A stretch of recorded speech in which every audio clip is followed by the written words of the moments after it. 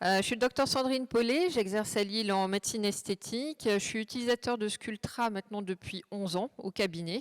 Et comme le disait Isabelle, effectivement, c'est un ancien vieux produit qui revient au goût du jour. On vient juste d'entendre parler de régénération cellulaire et avec le Sculptra, on est vraiment dans cette régénération cellulaire. Donc, on commence, voilà, donner à la peau le pouvoir de rajeunir, c'est exactement ce que va proposer ce produit. Donc Sculptra, quel est l'intérêt déjà dans la pratique esthétique? Je ne sais pas si vous l'avez constaté vous également, mais moi c'est ce que je constate au cabinet. De plus en plus, on a des patientes qui ont envie de résultats progressifs. On n'est pas forcément toujours dans l'immédiateté et le Sculptra arrive au bon moment pour proposer aux patients aussi un résultat qui va être plus progressif sur les mois, sur les quelques mois qui suivent en fait l'initiation du traitement. Alors, il est un peu au goût du jour, je dirais. Il souhaite des résultats progressifs, durables, c'est ce que va proposer aussi le Sculptra, puisqu'il va être beaucoup plus durable qu'un acide hyaluronique à partir du moment où le protocole a été bien mis en place et jusqu'au bout, et aussi naturel. On verra ça dans les exemples que je vous proposerai après. Hop. Alors, pour quel patient? Alors, je dirais tout âge, tout dépend de l'indication, moins de 40 ans, moins de 50 ans, plus de 50 ans. Ce qui va différencier les choses, effectivement, en fait, vous l'avez vu en anatomie cet après-midi, les résorptions osseuses, les déflations des coussinets adipeux, qu'ils soient profondes ou superficielles, la laxité de la peau. Le Sculptra va s'inscrire vraiment dans cet effet de laxité de la peau progressif et aussi de déflation graisseuse, de l'hypoatrophie en particulier. Absence de volume ou l'hypoatrophie, laxité de la peau, je viens de le dire. Qu'est-ce que le Sculptra? À la base, il s'agit d'un acide polylactique qui est mélangé avec du gel pour la stabilité. Il se présente sous forme de poudre initialement qu'il faudra mélanger. Ça, c'est toujours au goût du jour. Et on cherche une réponse inflammatoire maîtrisée. C'est une réponse inflammatoire qui ne s'emballe pas. Comme tout produit étranger, il va induire forcément, au départ, une fois qu'il est injecté dans le derme profond ou le plus souvent dans la zone sous-cutanée, il va induire, dès la première injection, une réaction des macrophages à 2 jours qui vont se regrouper progressivement pour aussi, en fait, devenir progressivement des cellules géantes à 10 jours. Ces cellules géantes vont entraîner la libération de cytokines. Vous connaissez tous la réponse inflammatoire à ce genre de choses. Les fibroblastes qui vont être attirés donc par ces cytokines et à partir de 3 semaines, on va commencer à avoir une production de collagène. Mais pas seulement. Il s'agit d'une stimulation des fibroblastes. Donc bien évidemment, les autres produits seront stimulés aussi. L'élastine, les glycosaminoglycanes, l'acide hyaluronique en particulier. Les effets du Sculptra, donc du collagène qui vont permettre adhésion et densité au niveau de la peau, une peau de meilleure qualité, l'élasticité, meilleure élasticité, qualité de la peau, éclat et hydratation avec l'acide hyaluronique, les glycosaminoglycanes. On remarque une production de collagène, un collagène de type 1. C'est ça qui est intéressant, c'est ça qui nous intéresse le plus, et de plus de 66%. On va aussi augmenter l'élasticité et l'hydratation de la peau. Une chose aussi intéressante, c'est une des choses qui était reprochée au Sculptra antérieurement, c'était la création de nodules. Les études qui ont été réalisées avec le nouveau mélange, la nouvelle dilution, montrent bien qu'il y a une diminution de ces effets indésirables de plus de 3 en fait par rapport à ce qui existait auparavant. Si vous avez la curiosité d'aller voir dans PubMed, en fait, vous verrez en fait ces nouvelles données qui sont très intéressantes pour la pratique et puis la sécurité des patients surtout, tout en gardant l'efficacité. Des résultats bons à excellents à 2 ans. Là, il s'agit du niveau de satisfaction, et ça, c'est vrai. Les patientes Sculptra, c'est des patientes que vous gardez, c'est-à-dire elles sont très, très fidèles au produit. Elles ne viennent pas vous voir, vous, en tant que médecin, elles viennent pour avoir leur Sculptra. Alors ça, c'est un niveau de satisfaction qui est très élevé, aussi bien pour les praticiens qui vont constater les résultats, ainsi que pour les patients. Protocole de traitement, comme je vous disais, par tranche d'âge, on dit en général qu'on a un flacon par dizaine. Donc en gros, si vous avez une patiente dans la trentaine, 3 flacons, dans la quarantaine, 4 flacons, dans la cinquantaine, 5 flacons, et ainsi de suite. Bon, moi je dirais qu'il y a des patients qui sont plus ou moins stimulables. Ça m'est arrivé dans la quarantaine de faire finalement que 2 flacons, puisque les fibroblastes étaient très réactifs pour cette patiente, et j'ai pas eu besoin de faire plus. Comme je disais, c'est un résultat progressif, donc vous pouvez aussi tout à fait adapter en fonction des résultats. On en fera de toute façon un minimum de 2, mais en tout cas dans votre devis que vous allez réaliser, essayez de faire en sorte effectivement d'avoir suffisamment de flacons prévus. Donc restez peut-être au moins pour les devis sur cette tranche-là, ça me semble intéressant pour ne pas faire d'erreur. avec les patients. La suite, donc 2 à 3 séances. On peut faire 2 flacons sur une première séance si on a une lipoatrophie importante, une hyperlaxité importante, et dans les séances suivantes, faire un seul flacon. Le principe, c'est d'avoir l'ensemble des flacons en fait sur à peu près 2 à 3 séances que vous allez faire aux patients. Un intervalle de 4 à 6 semaines. Par expérience, je dirais plutôt 6 à 8 semaines. Laissez le temps à la peau de réagir. 4 semaines, ça me semble un petit peu court. Donc 6 semaines, je dirais que c'est bien. Reconvoquez-les à 6 semaines.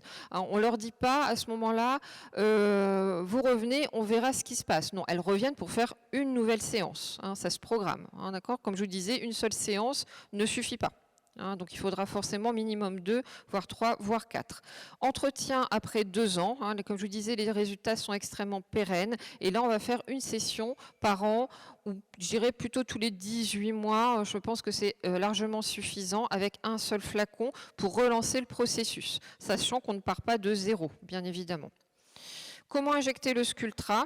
Alors c'est un produit qui s'injecte auparavant dans des dilutions beaucoup plus faibles en profondeur pour pallier éventuellement aux effets indésirables que je vous ai décrits tout à l'heure. Pour les autres effets indésirables, c'est comparable aux acides hyaluroniques, donc là j'en parle pas, mais ce qui était vraiment mis en avant, c'était les nodules. Donc à l'époque, on injectait vraiment dans la couche profonde, juste en suspériosté. Aujourd'hui, avec cette nouvelle dilution, ça nous permet d'injecter vraiment dans la couche sous-cutanée. Jamais en superficiel, au maximum dans le derme vraiment très profond.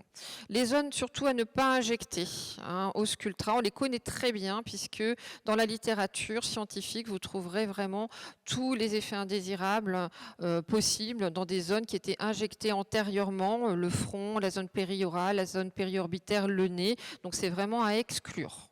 C'est les zones, les autres, tout simplement, la tempe, le tiers médian, la zone de la joue, l'ovale, le menton aussi, la pointe du menton j'entends, pas le creux de menton mais bien la pointe du menton.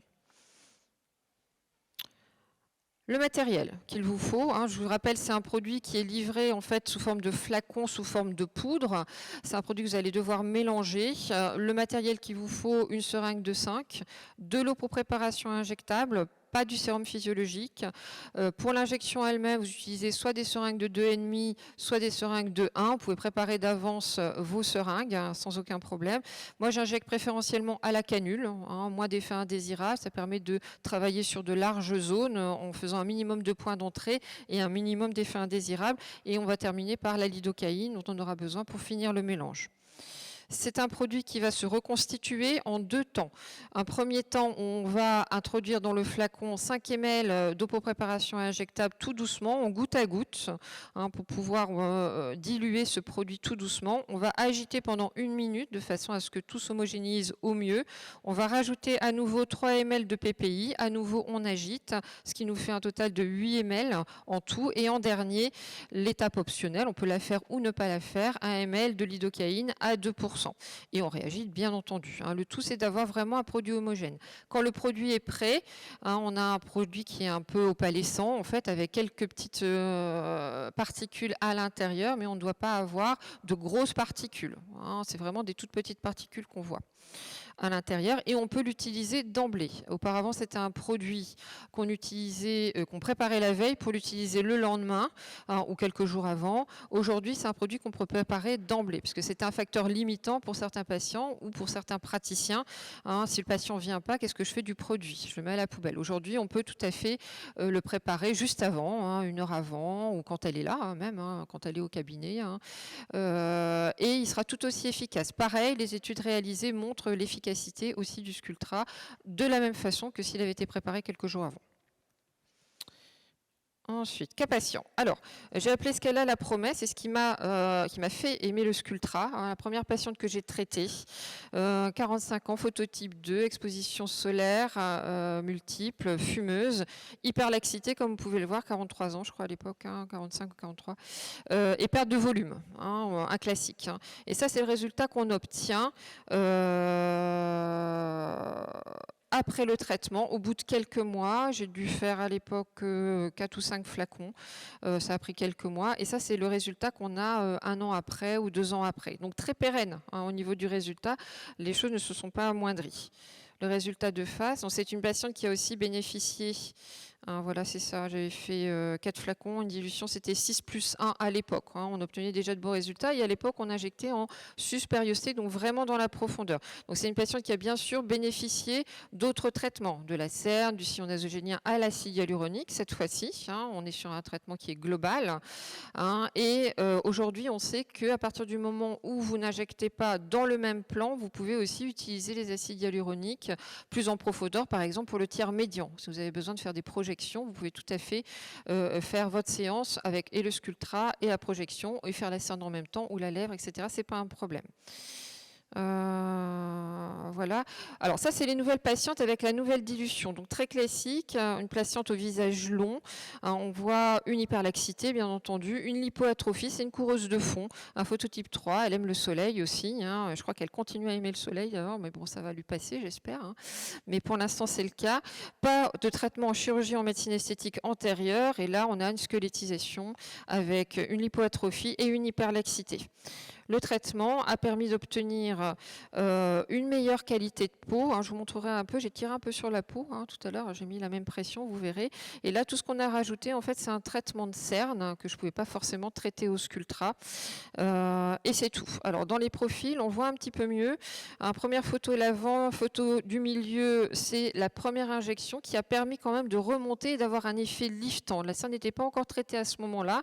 La dernière photo, en fait, représente une réduction de cette lipoatrophie. Elle n'a pas voulu aller plus loin, j'ai fait que 3 flacons, j'en aurais bien fait un 4e, mais elle, en tant que coureuse de fond, aimait en fait son visage assez émacié quand même. Donc on n'est pas allé avec plus de volume, comme je vous disais, on est progressif et on s'adapte aussi en fait aux résultats qu'on veut obtenir et on obtient ce type de résultat. Hein, il y a ici également en fait chez cette patiente un traitement au niveau du front. Voilà, on peut faire les traitements globaux en fait. Et ce qui est intéressant, c'est vraiment ce côté naturel, hein, je trouve en fait du produit.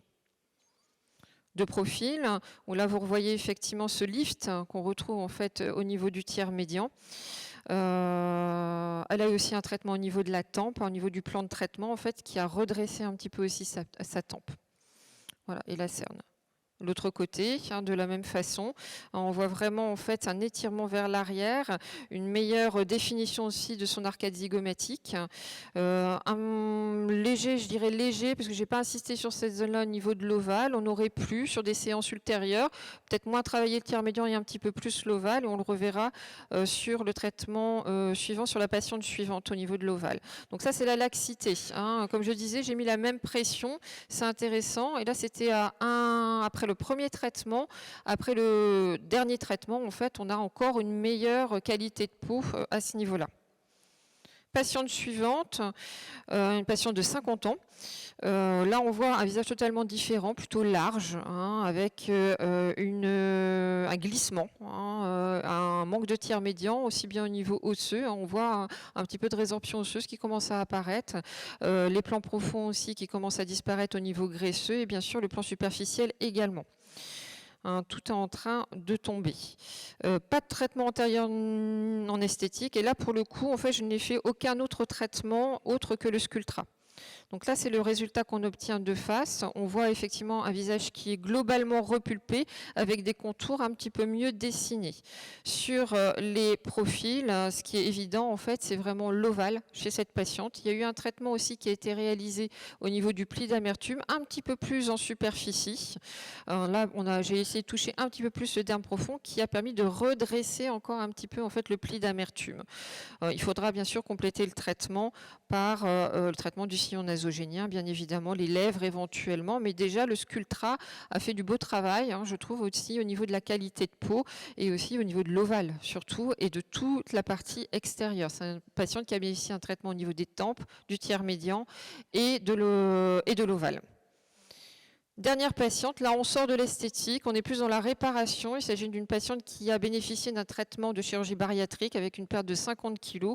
Donc là forcément une lipoatrophie. Hein, comme je vous disais, on n'est pas dans le rajeunissement, on est plutôt dans la réparation. Et voilà le résultat qu'on obtient avec le Sculptra, là au bout de 7 mois, et j'ai dû lui faire 5 séances je crois. Voilà de profil. Hein. Je n'ai pas traité l'ovale, la priorité a été mise en fait sur le tiers médian. Voilà, je vous remercie.